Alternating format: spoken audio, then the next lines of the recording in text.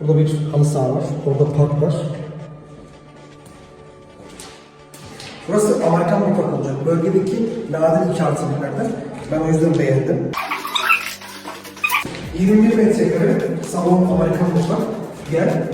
2 tane daha oda var ya. İkisi de balkona bakıyor. Ona hoşuma gitti. 2 tane burası. Gel abi. Banyo burada.